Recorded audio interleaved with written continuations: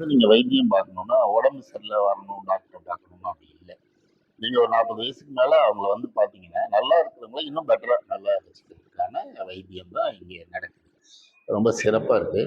இப்போ இந்த ஓவிய கண்காட்சி வந்து தொடர்ந்து இப்போ இன்னும் ஒரு 15 நாள் எக்ஸ்டெண்ட் பண்ணியிருக்கோம். என்னன்னா, இங்க எல்லாரும் கேட்டு கேட்டு வர்றாங்க. ஒரே இடத்துல 142 ஓவியம் ஆ கண்காட்சி நடக்குது. ஒரு 142 லோட்டஸ ஒரே இடத்துல பார்க்க முடியுதுன்னா, அது இங்க மட்டும் தான். அதே மாதிரி பார்த்தீங்கன்னா, எனக்கு தெரிஞ்சு உலகத்துல நம்ம தான் அந்த ஓவியமும், வைத்தியமும் ஒரே இடத்துல பண்றோம்னு நெனைக்கிறேன். மத்த எங்கேயும் அப்படி இருக்கிறதுக்கு வாய்ப்பே இல்ல. அதுலயும் பார்த்தீங்கன்னா, நம்மளோட ஓவியம் வந்து ட்ரெடிஷனலா, ஆன்மீகமா லோட்டஸ் பண்ணிருவோம். லோட்டஸ்ன்றது நம்மளோட இந்து மதத்தோட அடையாளம். இப்போ புத்தர் கையில பார்த்தீங்கன்னா, லோட்டஸ் வச்சிருப்பாரு. அவர் லோட்டஸ்ல உட்காந்துருப்பாரு. சரஸ்வதி லோட்டஸ்ல உட்காந்து எல்லாமே லோட்டஸ்ல நம்ம மதத்தோட பின்னி பிணைந்து இருக்கும். அதுக்கு என்ன காரணம்னா, இது வந்து பிரபஞ்ச சக்தியோட ஒன்றி இருக்கிறது. ஒரு ஒரு ஒரு லோட்டஸ் இருக்குன்னா, அதுல நீர், நிலம், காற்று, ஆகாயம், நெருப்பு என எல்லாமே அதுக்குள்ள அடக்கியிருக்கு. இது வந்து ரொம்ப மருத்துவத்துக்கு தேவையான ஒண்ணா இருக்கு இந்த லோட்டஸோட எல்லா பொருள்களும். அதேமாரி இந்த லோட்டஸ் வந்து நீர் மேலாண்மை, நீரை பாதுகாக்கிறது. இப்போ உயிரினத்துக்கு முக்கியமா தேவை நீர் இல்லையா? அந்த நீரை பாதுகாக்கிற தன்மை லோட்டஸ்ல இருக்கு. அது எப்படி சொல்றேன்னா, இப்ப நம்ம இதுல வில்லேஜ்ல பாத்தீங்கன்னா, நம்ம கிராமங்கள்ல நிறைய குளங்கள் இருக்கும். ஆனா லோட்டஸ் வளர்ற குளத்துல மட்டும் தண்ணி எப்பயுமே இருக்கும். கடைசியா தான் அந்த தண்ணி வத்தும். மற்ற குளம்லாம் தண்ணி வத்துரும். அப்ப கேட்பாங்க, தாமரை குளத்துல தண்ணி இருக்குல்லப்பா? அப்ப இருக்கு. சரி, அதை வச்சு அந்த மனிதர்களும் அங்க இருக்கிற உயிரினமும் வாழும். அதுக்குள்ள மழை வந்துடும். அந்த வரைக்கும் தாக்கு பிடிக்கிற தன்மை இருக்கு. அதுதான் அந்த பிரபஞ்ச சக்தியோட மகிமை. அதனாலதான் நம்ம மதத்துல வந்து கடவுள்களோட கையில வந்து மலர்களையும் அவங்க சுத்தியும் தாமரையை வச்சு வச்சு பண்ணணும். ஏன்னா தாமரையை வளர்க்கணும் மக்கள், அதை விட்டுறக்கூடாது. ஸோ அதனாலதான் நாங்க என்ன பண்ணோம்னா, இந்த முதல் கண்காட்சியை இதை நடத்துறோம். 142 லோட்டஸை பண்ணி இந்த ஓவிய கண்காட்சி நடத்துறோம். அது மட்டும் இல்லாம நம்மளோட தேசிய மலர், இப்போ நம்ம நாட்டுல நம்மளை தூக்கி பிடிக்கிற ஒரு விஷயம், அதை நம்ம தானே தூக்கி பிடிக்கும். ஸோ அதை பண்ணியிருக்கோம். அடுத்தது பார்த்தீங்கன்னா, இப்போ இது இது எல்லாமே ஆயில் பெயிண்டிங் கேன்வாஸ்ல பண்ணியிருக்கு. மாடர்ன் ட்ரெடிஷ்னல் சப்ஜெக்ட் எடுத்து மாடர்னா பண்ணியிருக்கோம். 142 தாமரையும் 142 விதமாக வரையப்பட்டிருக்கு. நீங்க இந்த மாதிரி ஒரு கண்காட்சியை இப்ப நீங்க வேற எங்கேயுமே பாக்குறதுக்கு முடியாது. ஒரு ஓவியர் பண்ணாருன்னா ஒரு 40 படம் 50 படம் அதிகபட்சம் பண்ணி ஓவிய கண்காட்சி நடக்கும். இங்க நம்ம என்ன பண்ணிட்டோம்னா, 1 கோடி மக்களுக்கு ஒரு தாமரை அப்படின்ற மாதிரி 142 கோடிக்கு 142 தாமரையை வரைஞ்சிருக்கோம். வெளிநாடுகள்ல இருந்தெல்லாம் போன் பண்ணி கேட்குறாங்க, நாங்க அந்த கண்காட்சியை பார்க்கணும், எனக்கு வீடியோ அனுப்புங்க. இப்ப இங்க கூட எக்ஸ்டெண்ட் பண்ணது காரணம், எல்லா விஐபியும் வந்து பார்த்துட்டு இருக்காங்க. ஒரு நாள் வந்து நாங்கள் வரணும், எப்போ வரணும், நாங்கள் வந்து பார்த்துட்டு போகிறோம் அப்படின்னு வந்து பார்க்குறாங்க. ஸோ ரொம்ப சிறப்பாக இருக்குது. இப்போ நீங்கள் ரெஸ்பான்ஸ் ரொம்ப நல்லா இருக்குது. நேற்று கூட ஒருத்தர் வந்து எனக்கு இந்த இதெல்லாம் லோட்டஸ்லாம் வேணும் அப்படின்னு கேட்டாங்க. நாங்கள் சொல்லியிருக்கோம், இந்த கண்காட்சி முடிச்சுட்டு நீங்கள் எடுத்துக்கலாம். ஏன்னா இந்த இது வந்து ஒரு 7,000லேருந்து 25,000 வரைக்கும் தான். ரொம்ப அதிகமான விலை இல்லை, ரொம்ப அஃபோர்டபுளான ப்ரைஸ். இது வந்து விற்பனையை தாண்டி இந்த இந்த விஷயம் இது இப்போ இந்த சின்ன சைஸ் இருக்கு பார்த்தீங்களா, இதெல்லாம் வந்து 7,000 8,000. அதுக்கு மேல இருக்கு பாருங்க, அதெல்லாம் வந்து 20,000.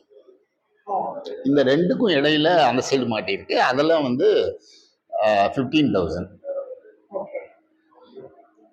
இப்போ நீங்க வந்து இதுல வந்து பாத்தீங்கன்னா, நம்மளோட தெய்வங்களையும் நம்ம சேர்த்து வரைஞ்சிருக்கோம் சில ஓவியங்கள்ல.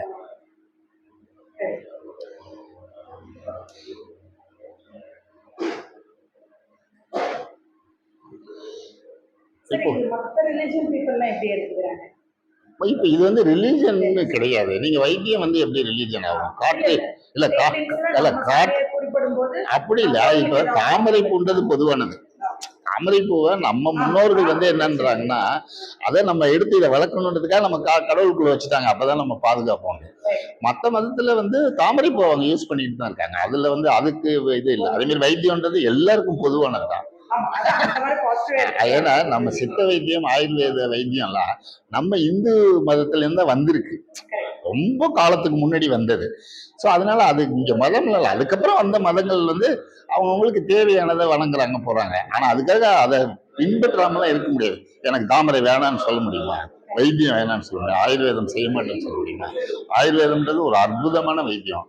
நீங்க வந்து மாத்திரையே எடுத்துக்காம உங்களோட அத்தனை வியாதியையும் குணப்படுத்துற அருமையான வந்து வைத்தியம்.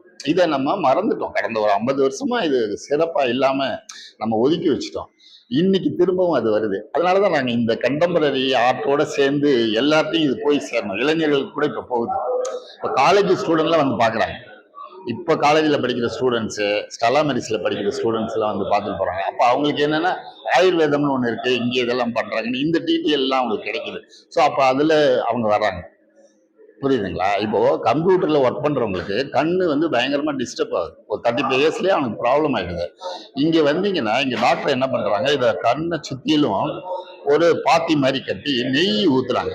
நெய்யில மருந்து கலந்து ஊத்துறாங்க. நீங்க அதை வச்சீங்கன்னா 3 டேஸ்ல உங்களுக்கு கண்ணு கிளியர் ஆயிடும். நீங்க ஒரு வாட்டி வந்து பண்ணிக்கோங்க. 3 டேஸ் கழிச்சு பாத்தீங்கன்னா கண்ணு கிளியர் ஆகும். கண்ணாடி போடாம என்னால பெயிண்ட் பண்ண முடியும். புரியுதா? இப்ப நான் ஆமா, நீங்க இப்ப வந்து 1 வீக் பண்ணீங்கன்னா இருக்கும் ஒரு 3 மாசம். அப்புறம் திரும்ப வந்து ஒரு 3 நாள் பண்ணிக்க வேண்டியதுதானே. இப்படிதான் இந்த வைத்தியம். மாத்திரை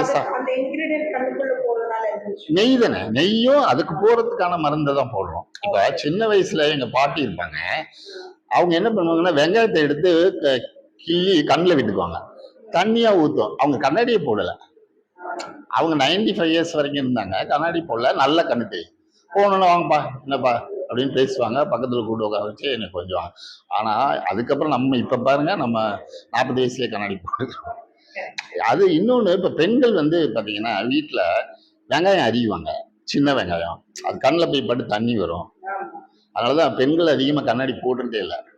அந்த காலத்துல ஃபேமிலியோட இருந்த பெண்கள், வேலைக்கு போறவங்கள நான் சொல்லல, ஃபேமிலி பார்த்துட்டு பெண்கள் எங்கேயாவது கண்ணாடி போட்டுருக்க மாட்டாங்க. ஏன்னா அவங்க வெங்காயம் அறிவாங்க, கண்ணில் தண்ணி வரும், கண்ணு கிளியர் ஆகிட்டே இருக்கும். இப்படி வேலைக்கு போற ஆண்கள் தான் கண்ணாடி போட்டுருப்பாங்க பாத்தீங்கன்னா. அது படிச்சவங்கன்னா கண்ணாடி போட்டுருப்பாங்க. டாக்டர் போட்டுப்பாரு, இன்ஜினியர் போட்டுருப்பாரு. அதுல இருந்து தெரியும் கண்ணுக்கு நம்ம ஓவரா வேலை கொடுக்கும்போது அதுக்கான விஷயத்த நம்ம பண்ணணும். அது இங்க இருக்கு. அதே மாதிரி பாத்தீங்கன்னா 40 வயசுக்கு மேல இப்ப எல்லாருக்கும் முட்டி வலிக்குது. எல்லாரும் யார் கேட்டீங்கன்னாலும் முட்டி வலிக்குது. இங்க வந்து ஒரு அற்புதமான ஒரு சிகிச்சை இருக்கு. அது என்னன்னா முட்டியில வந்து பாத்தீங்கன்னா அதே மாதிரி மாவு வச்சு பாத்தி மாதிரி கட்டி ஒரு ஆயில் ஊத்துறாரு டாக்டர். அந்த ஆயில் கொஞ்சம் கொஞ்சமா குறைஞ்சிடும். ஸோ முட்டிக்குள்ள போகுது. எனக்கு தெரிஞ்சு இங்க நான் இந்த இதை ஸ்டார்ட் பண்ணி இப்போ 4 மந்த் ஆகுது. நிறைய பேர் அதுக்கு வந்துட்டு போறாங்க. 3-4 டேஸ்ல சரியாயிடுச்சா, நல்லா நடக்கணும் சார், படி இப்போ ஈஸியா ஏற முடியாது. ஸோ அப்படின்றாங்க. இதுதான் நல்ல வைத்தியமே தவிர நீங்க மாத்திரை சாப்பிட்டு அன்னைக்கு வலியை எடுக்கிறது வைத்தியம் இல்லை. அதனால நான் எடுத்திருக்கேன். எனக்கு எதுவும் இல்லை, ஒன்றும் ப்ராப்ளம் இல்லை. ஆனா என்னன்னா ப்ராப்ளம் இல்லைனாலும் நம்ம இப்பயே முன்ஜாக்கிரதையா இதெல்லாம் பண்ணிக்கிறது நல்லது. இப்ப நீங்க முன்னாடியே பண்ணும்போது எப்பயோ மந்த்லி ஒன்ஸ் வந்து பண்ணிட்டா போதும். புரியுதா? ட்ரீட்மெண்ட் எடுக்கிறவங்களுக்கு 7 டேஸ், 15 டேஸ், 40 டேஸ் அப்படி ஒரு டைம் தேவைப்படுது. நம்மளுக்கு எதுவும் பிரச்சனை இல்லை, நம்ம நல்லா தான் இருக்கிறோம்னா நம்ம மந்த்லி ஒன்ஸ் வந்துட்டு பண்ணிக்கலாம், ஒன்றும் தப்பே இல்லை. அதுவும் இந்த கம்ப்யூட்டர்ல ஒர்க் பண்றவங்க, இந்த இதுல சாஃப்ட்வேர்ல ஒர்க் பண்றாங்களா, அந்த இளைஞர்கள்லாம் கண்டிப்பா வந்து அவங்க கண்ணுக்கு பார்த்துக்கணும். அதே மாதிரி ஃபுல் மசாஜ் ஒன்று பண்றாங்க, அந்த பாடி ஃபுல்லா மைண்டுக்கு எல்லாத்துக்கும். மண்டையில் ஒரு பவுடர் வைப்பாங்க, தலையில் கொஞ்சம் பவுடர் வச்சு பண்ணுறாங்க. காலெல்லாம் க்ளீன் பண்ணி அதுக்கு ஒரு மசாஜ் பண்ணுறாங்க. அதெல்லாம் நீங்கள் ஒரு டைம் பண்ணீங்கன்னா 1 மாதத்துக்கு நீங்கள் அந்த அப்படியே கிளியராக இருப்பீங்க. இப்போ நம்ம சின்ன வயசில் எண்ணெய் தேய்ச்சி குளிப்போம், இப்போ யாரும் குளிக்கிறது இல்லை. எண்ணெய் தேய்ச்சி குளிக்கிறாங்க பார்த்தீங்கன்னா அப்படியே ஃப்ரெஷ்ஷாக இருக்கும். அன்றைக்கி நம்ம நல்லா தூங்குவோம். அதே தான் சேம். இப்போ நம்மளால் அதை செஞ்சுக்க முடியல, இங்கே வந்து செஞ்சுக்கிறோம். அது பெட்டராகவும் செய்கிறாங்க. இவங்க கேரளா ஆயுர்வேதம் அங்க படிச்சுட்டு வந்தவங்க தான் இந்த 2 பேர் சேர்ந்து தான் அதை பண்றாங்க. அடுத்து ஸ்ட்ரீமிங் இருக்கு. இதெல்லாம் வந்து ரொம்ப அற்புதமான விஷயம். நீங்க இதை பண்ணிட்டா மாத்திரை மருந்து வாங்கி டாக்டர்கிட்ட அந்த ஸ்கேன் எடு இந்த ஸ்கேன் எடுன்னு சொல்றதெல்லாம் கேட்கணுன்ற அவசியம் இல்லை. இங்க வந்து நம்ம பாடியை நம்ம சொல்றத நம்ம பாடியே கேட்கும். இங்க வந்து இப்ப டாக்டரோட பேச ஆரம்பிச்சிட்டீங்கன்னா கொஞ்ச நாள்ல உங்களோட பாடி நீங்க சொல்றதை கேட்டு தெளிவா இருக்கும். இல்ல நீங்க அங்க போனீங்கன்னா அவங்க சொல்றது மட்டும் தான் நீங்க கேட்க முடியும். அவங்க சொல்ற மாத்திரையை போடணும். இன்னைக்கு இந்த மாத்திரை போடு, காலையில 5 போடு, நைட்டு 10 போடுன்னு சொல்லுவான். நீங்க போட்டுட்டே இருக்கோம். நான் வந்து சொல்றேன், இது வரைக்கும் நான் மாத்திரை போட்டதே இல்லை. அது காரணம் வந்து நான் சின்ன வயசுல இருந்தே எங்க அம்மா சொன்னது, பாட்டி சொன்னது, இப்ப இந்த மாதிரி டாக்டர்ஸோட நட்பு இருக்கிறதுனால அவங்க மெயின்டைன் பண்றாங்க. ஏதாவது சொன்ன சார் தலை சுத்துற மாதிரி இருக்குன்னு ஒரு பவுடர் போடுறேன், 1 மாசம் சாப்பிடுங்க சரியாயிடுனா, பால்ல கலந்து குடிச்சா சரியாயிடும். ஓகேங்களா? இப்ப இந்த விஷயம் வந்து எல்லாருக்கும் போய் சேரணும். நீங்களாம் அது பயங்கரமா சப்போர்ட் பண்ணணும். ஏன்னா இப்போ 60 இயர்ஸ் பீப்புள்லாம் இருக்காங்களா, அவங்களாம் ரொம்ப சிரமப்படுறாங்க. அவங்களோட வசதி எல்லாம் இருக்கு, எல்லாமே இருக்கு. ஒரு இடத்துக்கு போறதுன்னா கஷ்டம், கோயிலுக்கு போறதுன்னா கஷ்டம், மூட்டி வலி. இங்க வந்தீங்கன்னா அது ஈஸியா 1 வீக் தான் சரியாயிடுவாங்க. 3 டேஸ்ல நல்லா நடக்கிறவங்களாம் இருக்காங்க. ஸோ ஒரு அற்புதமான ஒரு இடம் அது. இங்க நான் வந்து இந்த என்னோட ஓவியத்தை இங்க வைக்கிறது எனக்கு இன்னும் பெருமையா இருக்கு. இன்னொன்னு கிளைண்ட் வந்து பாத்தீங்கன்னா வந்தோடனே ஓவியம் பார்த்தோன்னே பாசிட்டிவா எனர்ஜி ஆயிடுது, அவங்களுக்கு சந்தோஷமா வராங்க. அதுக்கப்புறம் இந்த வைத்தியத்தை பண்ணும்போது இன்னும் பெட்டர் ஆயிடுறாங்க. அன்னைக்கு பாக்குறேன் ஒரு யூத்தா இளைஞர் ஒரு பையன் வந்து இங்க உட்காந்துருக்காரு. அவர் என்னை ஓவியம் தெரியாது, நானும் இங்க வந்து உட்காந்தேன். அவரோட பேசிட்டு இருக்காரு. எனக்கு 3 daysல நல்லா இருக்கு, அவருக்கு ஏதோ மயக்கமும் வாமிட்டும் வந்துகிட்டே இருக்கு, அதுக்காக டாக்டர் வந்திருந்தாரு, இப்போ பெட்டரா இருக்கு. அதை விட இந்த இடத்துல உட்கார்ந்தாலே எனக்கு ஒரு பாசிட்டிவ் எனர்ஜி வருது சார், இதெல்லாம் இந்த ஓவியம் எல்லாம் பார்க்கும்போதுன்னு சொல்றேன். ஸோ ஸோ நாங்கள் அந்த மாதிரி தான் இந்த இடத்த கொண்டு போகிறோம். இங்கே வந்து ஒரு ஹாஸ்பிட்டல் ஃபீலே வராது. நீங்கள் வந்தீங்கன்னா சந்தோஷமாக கொஞ்ச நேரம் இங்கே ரிலாக்ஸ் பண்ணிட்டு போகலாம். டாக்டர்கிட்ட ஃப்ரீ கன்சல்டேஷன் பண்ணலாம், எந்த பிரச்சனையும் இல்லை. நீங்கள் ஏதாவது ட்ரீட்மெண்ட் இருந்தால் தான் இங்கே வந்து. ஆமாம், இப்போ இதோட ஓனர் வந்து குந்தவைன்னு, அவங்க வந்து அவங்க பெரிய ப்ரொடியூசர்ஸ், அவங்களுக்கு நிறைய பிஸ்னஸ் இருக்கு. இதை வந்து அவங்க வந்து மக்கள்கிட்ட இதை எடுத்துகிட்டு போகணும், இந்த மாதிரி ஒரு விஷயத்த செய்யணும்னு தான் சொல்கிறேன் சார் இந்த இதை ஆரம்பிச்சிருக்காங்க. அதான் நான் கூட பார்த்தீங்கன்னா நான் ஆர்ட் கேலரி அதெல்லாம் நடத்துகிறேன். எனக்கு பெயிண்டிங் வந்து இப்போ 142 ஓவியமும் நானே வரைஞ்சி நானே எல்லாம் போட்டு பண்ணியிருக்கேன். இது விற்கும்னு பண்ணல, இந்த மாதிரி ஒரு விஷயத்த மக்கள்கிட்ட கொண்டு போகணும். அதனால தான் நாங்கள் ஒன்றா சேர்ந்துருக்கோம். ஸோ இந்த இது ஒரு அற்புதமான விஷயம். இதை நீங்கள் எல்லாரும் பார்க்குற மாதிரி உங்கள் சேனலில் நீங்கள் பண்ணணும்னு தாழ்மையுடன் கேட்டுக்கிறேன். வணக்கம். நன்றி நன்றி. இது அவங்களுக்கு